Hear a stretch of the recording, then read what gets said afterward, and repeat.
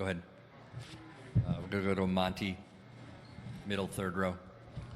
Monty Poole, NBC Sports Bay Area. Steph, what do you take from this game? This is the first time you guys have lost a game, one of a finals game.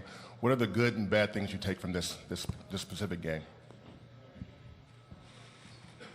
And obviously the bads, we're down 0-1, but it's not the end of the world.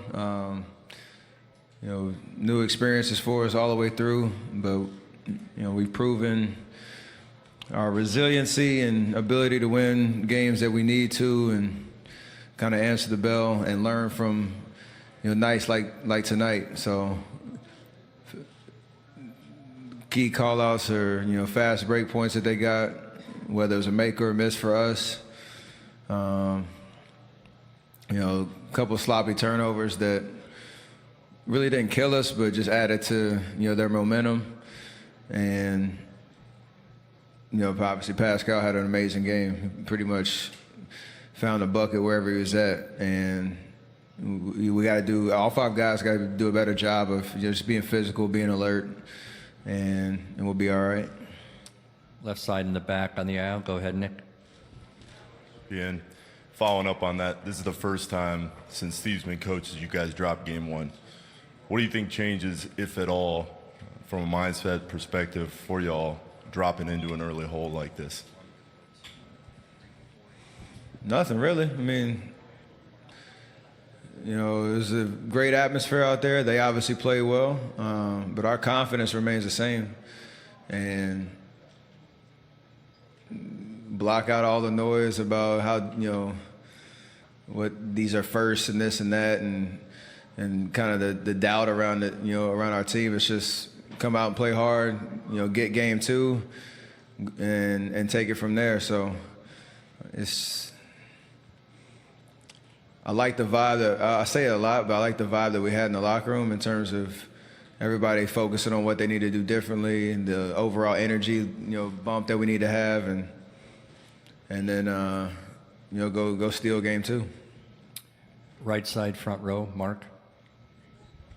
Hey, Steph, Mark Medina, Bay Area News Group. You guys have often said when things aren't necessarily going your way that Kevin Durant's, you know, an obvious bailout that could make things easier. Besides his obvious scoring, what other things were more difficult without him tonight? KD is an all-time great player on both ends of the floor, so I could sit here and talk for days about what he adds to our roster. You know, we've obviously proven that when he's out, we can have guys step up, and you know that's going to be the case until he gets back. So for us, I think the first half, you know, after that 10-day break, it was a little bit sloppier than we might have thought, and a little bit, you know, more rust that we had to shake off. But we still had a chance to win in the fourth quarter, and they did what they're supposed to do on their home floor and closed out the game. So I don't think it's that complicated. What we need to do differently is just play better, you know, take away the easy buckets for them, and control the momentum a little bit better. And we're definitely capable of doing that, you know, no matter who's out there on the floor. Steph. Left side, third row. Pardon me. Paul Antunes, ESPN Brazil. When you see Siakam go 14 for 17 and Gasol 6 for 10, and then you got Van Vliet 5 for 8, do you kind of live with that and just kind of tip your hat? Because you guys seem to do a good job kind of blitzing Kawhi, getting the ball out of his hands. I'm definitely not smiling at him and saying, good job, guys. It's we can do things differently, a little bit better, be more physical on them, be more aware of where they are on the floor.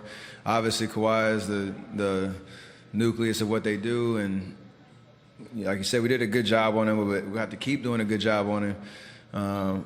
But especially early in the first half, we didn't rotate well enough, and just make them think a little bit more. They were really comfortable out there, stepping into open threes. A couple of miscommunications where almost like practice shots, and obviously they made them.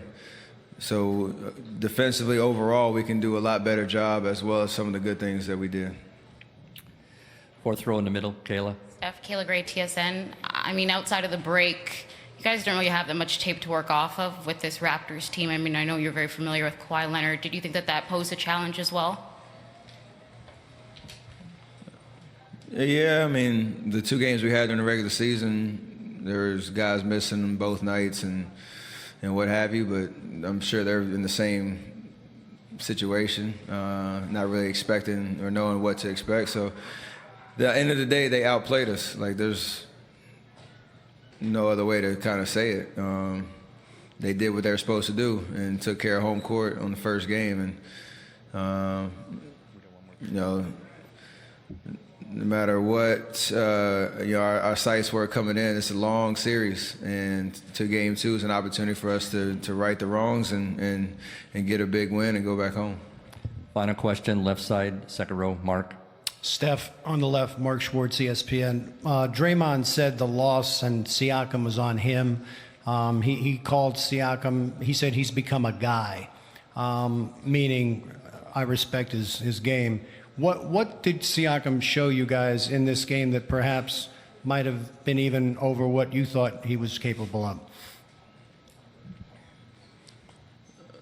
I mean, his motor's pretty much nonstop, so even if you feel like you're in transition, you're running shoulder to shoulder with him, he has another, you know, gear he can get to that puts pressure on you in transition.